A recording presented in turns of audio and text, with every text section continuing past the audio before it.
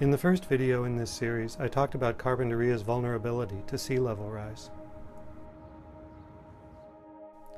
I showed how as little as 2 feet of sea level rise could create serious flood safety problems for the beach neighborhood. In my second video, I talked about how scientists predict that 2 feet of sea level rise will likely happen in Carpinteria sometime in the second half of this century. In my third video, I talked about different responses we might make to sea level rise, including managed retreat, in which we relocate development out of the beach neighborhood to higher ground. I think managed retreat eventually will become our only option.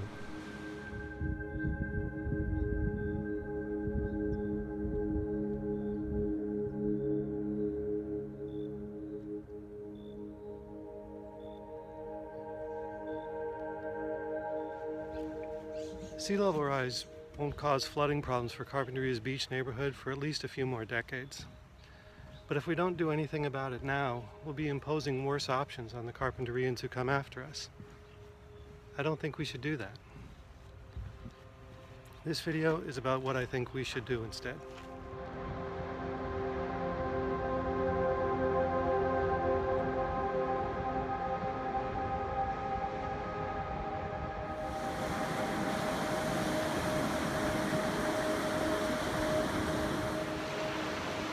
As I mentioned in my previous videos, I'm a member of the Carpinteria Planning Commission, and one of the main things we do there is try to make it so that new development is consistent with the city's zoning code and general plan. That way we won't do dumb things like build new structures in the path of catastrophic flooding. Unfortunately, when the city's current planning laws were written, they made no provision for sea level rise. So all the flood safety laws only look at historic flooding, with no provisions for the concept that those flood risks might change due to sea level rise. Fortunately, the general plan isn't carved in stone. Every 20 years or so, the city has an opportunity to update it, and that process is happening right now. Even better, the Coastal Commission has given Carpinteria a grant specifically to include the effects of sea level rise in this update.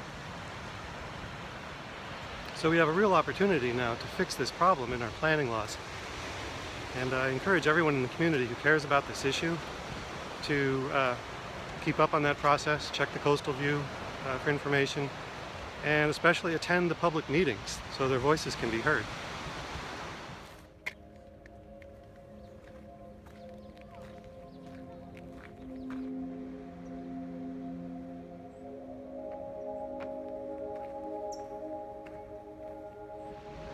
I think it's important that Carpinteria gets out in front on this issue rather than waiting for other beach cities to show us the way.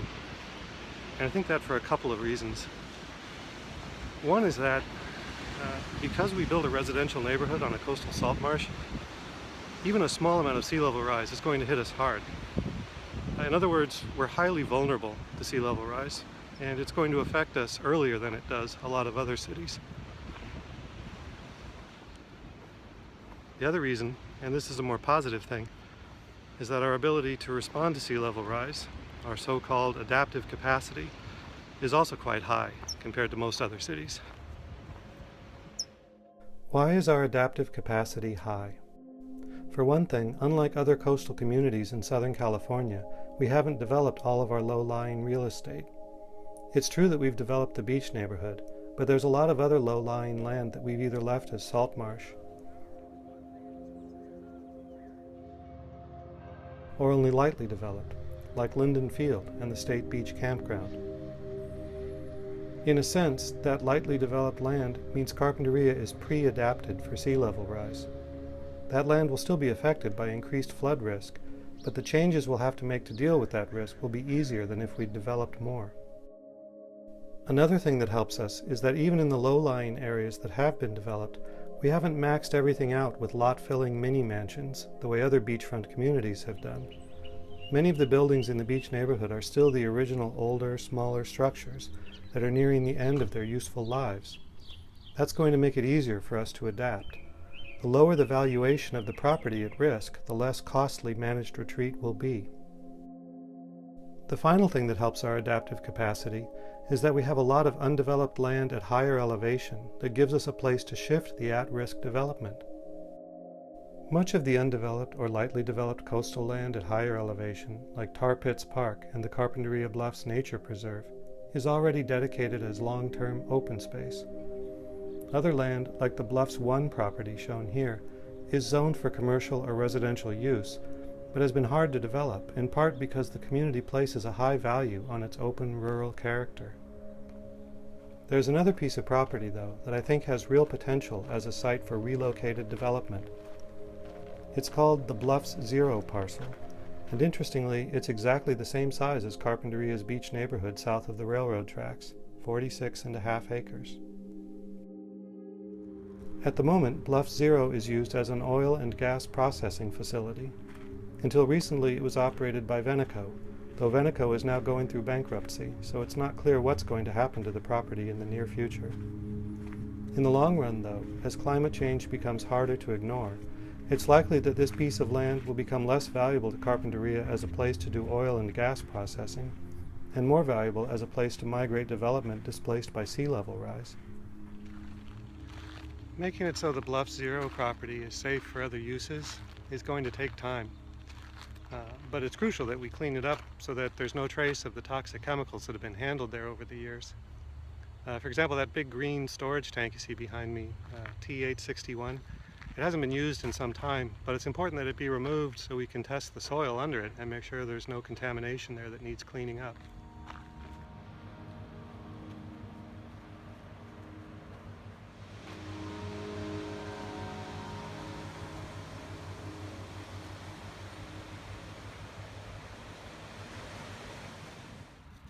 I think it's important that we start the cleanup process at the Bluff 0 parcel as soon as we can, because these sorts of cleanups take time, and sometimes they have to be done more than once. A good example of that is right where I'm standing now at the Bluffs. Behind me there, that's the site of an old well. It was originally drilled in 1929 and never was profitable and was abandoned fairly quickly. It changed hands over the years and ended up being owned by ConocoPhillips, which in 2012 did a cleanup here. ConocoPhillips did, and they capped the well and cleaned out the contaminated soil. But shortly thereafter it started leaking again. So now it's fenced off, and another more thorough cleanup will be happening in the future.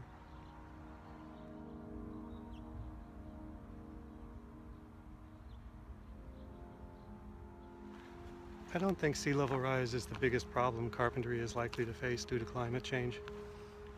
I think availability of fresh water is likely to be a bigger problem.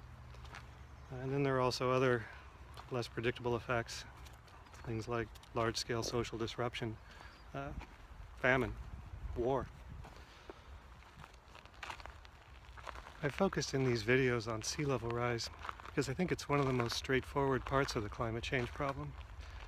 We know pretty much what it will look like, so we can figure it out. We can come together and talk about it and decide on a course of action. And if we can do that, then I think we'll be in a better position to take on some of those other parts of the problem.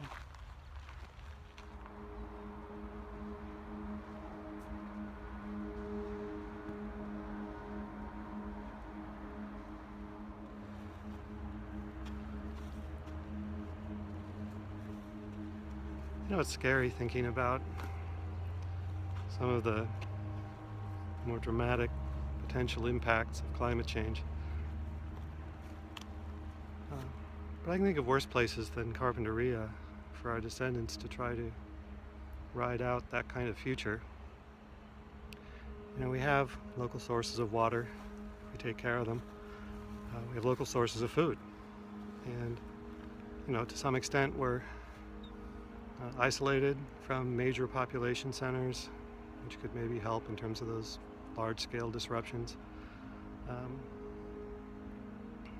know, in some ways Carpinteria feels like a throwback sometimes to an earlier age, and I mean that very much in a positive sense. And in this context I think it is very positive because, you know, to the extent we have kind of smaller scale localized systems that can support the community, we're more resilient to major disruptions. It's the bigger parts of the bigger places in the world, the places that are tightly linked into the global systems that keep large numbers of people alive, that I worry about the most when I worry about big disruptions from climate change.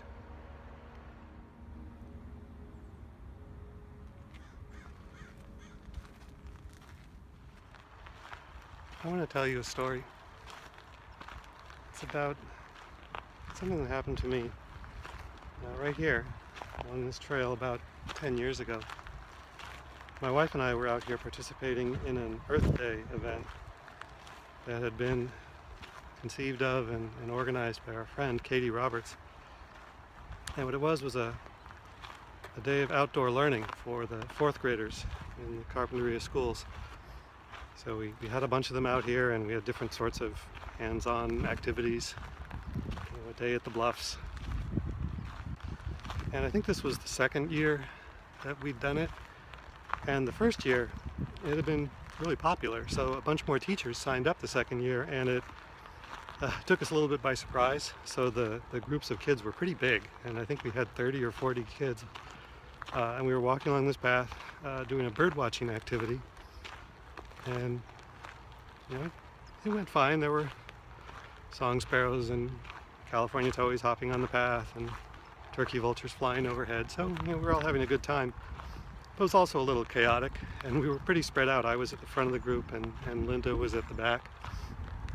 And so when we got up to the top of the path, up to the Lower Seidenberg overlook, I stopped there, and we waited while the group sort of coalesced and we could go on to the next activity. And as we were standing there, these two little girls had their heads together. They were talking about something, and then they started shouting. Like they were both looking out at the ocean and shouting at the ocean, and I couldn't understand what they were shouting.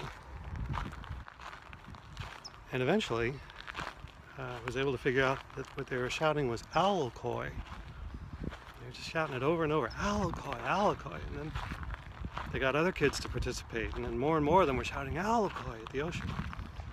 And so, eventually what I learned was, this was something that had come out of a unit they'd had at school, where they had been learning about the Chumash who lived here before the arrival of Europeans, and their descendants still live here today. And the story of Alakoy, it concerns the Chumash story of the Rainbow Bridge. And the story of the Rainbow Bridge is that the Chumash's ancestors lived on Lamu. Today we call Santa Cruz Island, right out here. And at a certain point, some of them came over here to the mainland, and they came by walking over the Rainbow Bridge that Hutash, the Earth Mother, had created for them. And she told them not to look down, but some of the Chumash did look down and got dizzy and fell into the ocean. And to save them, Hutash changed them into dolphins.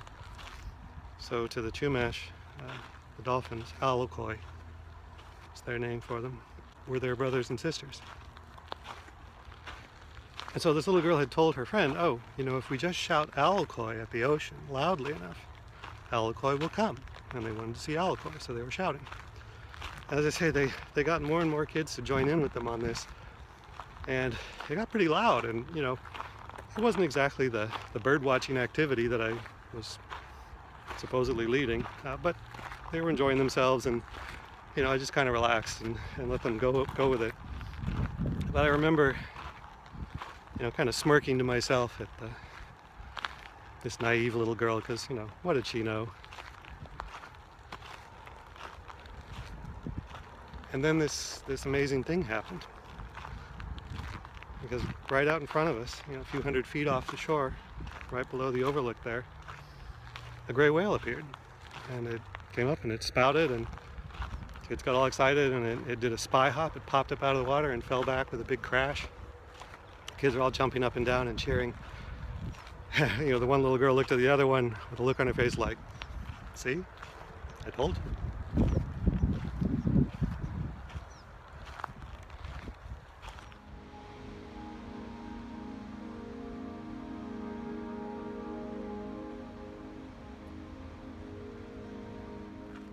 I think about that a lot.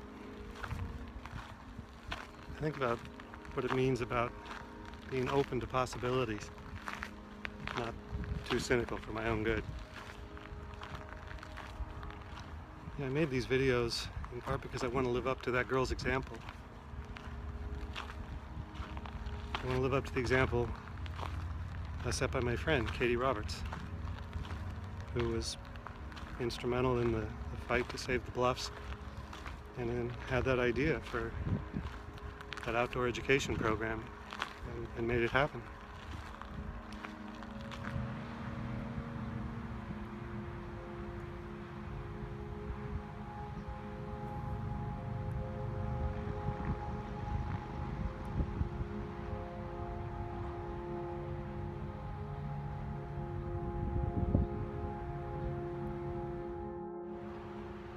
Thank you for watching these videos. I hope you'll come out and participate in the general plan update process. Join your voice with mine, and like those kids shouting Alokoi, if we make enough noise, who knows what will happen.